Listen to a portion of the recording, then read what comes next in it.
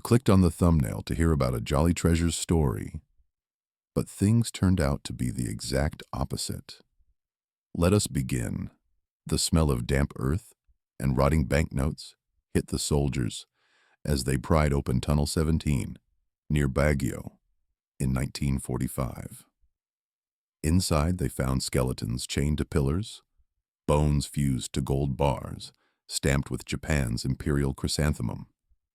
This wasn't lost treasure, but a genocide ledger meticulously maintained by Yamashita's Golden Lily unit, who spent World War II methodically looting Asia, melting Buddhist statues from Burma's temples into ingots, burning Dutch colonial archives in Java to erase evidence, even extracting gold teeth from Nanjing massacre victims with surgical pliers, all while forcing POWs to dig 172 tunnels, only to seal them alive as human tripwires, their last moments recorded in a 1983 discovered diary, cemented in a manila wall.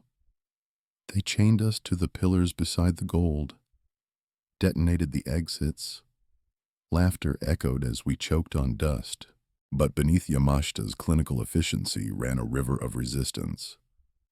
Prisoner diaries reveal how they sabotaged timber supports, cutting braces at 45-degree angles to collapse under the gold's weight.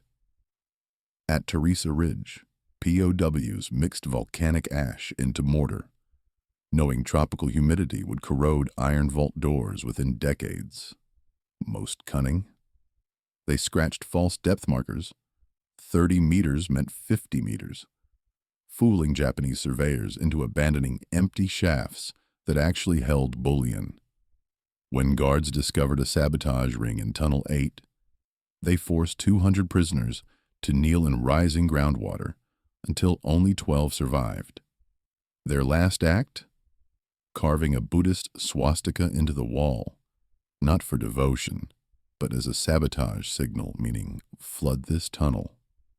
In 1962, miners reopening the shaft drowned when they triggered the prisoners' hidden flood system. A final revenge from the grave. As Japan collapsed in 1944, Yamashita deployed a psychological masterstroke.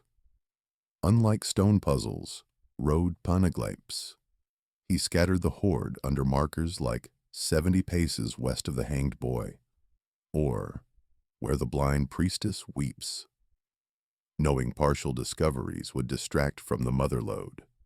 Declassified OSS files prove he deliberately let U.S. troops find minor caches during the 1945 Luzon campaign, while diverting the real fortune to sites like Teresa's Basilica, where engineers flooded tunnels with underground rivers, or Fort Santiago, where they welded vaults behind false cathedral walls, knowing Catholic Filipinos wouldn't desecrate holy sites.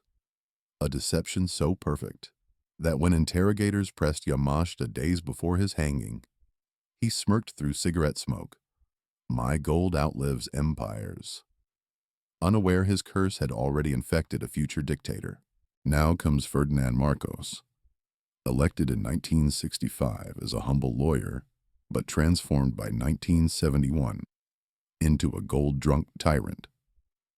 He tortured a dying Golden Lily engineer, Takeo Kobayashi, in a Manila safe house, electroshocking grid coordinates from his seizing body until he whispered, "Tunnel 17," beneath the Weeping Madonna. This led Marcos to 22 tons of bullion, which he declared as state property, while secretly extracting 300-plus tons through CIA-backed tunnels.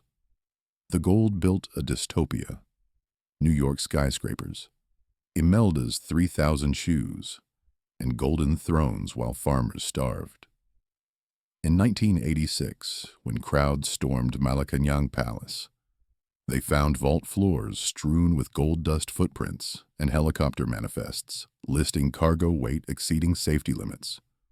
Moments before Marcos's escape chopper crashed off Hawaii, scattering bars that divers still call the Devil's Reef. This ignited Asia's deadliest treasure hunt.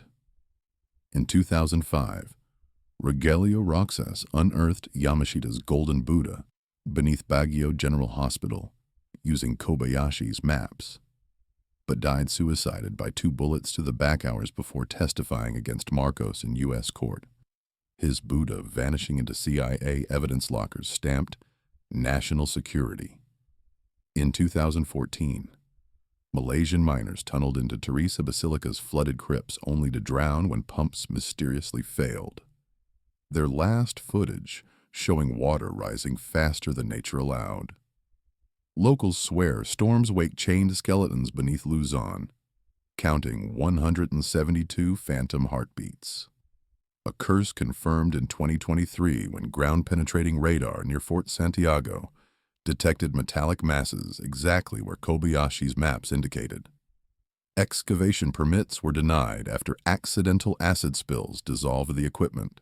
Yamashita's 1945 war crimes trial exposed the mind behind the horror. Prosecutors presented Golden Lily payroll ledgers showing payments to Kempeitai torturers per confession extracted. Yen amounts crossed out when prisoners died prematurely. The general's downfall came from his own arrogance. He demanded trial documents be translated into German, a language he'd mastered, not realizing allied linguists were inserting hidden questions within grammatical structures. When asked, "Did Hirohito approve looting?" he snapped, "The emperor understands national survival." An accidental admission used to hang him. Guards reported his final days weeping over a miniature Shinto shrine, begging forgiveness from dead POWs. His last diary entry read, "The gold was my karma.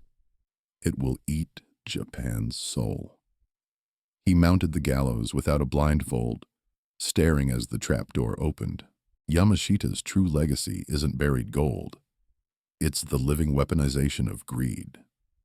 Declassified 1998 IMF reports show 17% of the Philippines' national debt traces to Marcos-era gold collateral schemes.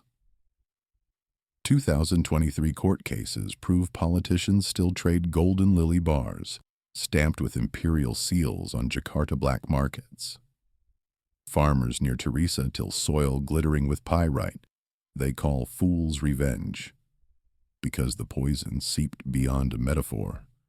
Children in Baguio develop rashes from gold-contaminated groundwater, while Tokyo still denies Golden Lily's existence despite a survivor's 2019 deathbed confession filmed secretly in a Kyoto hospice.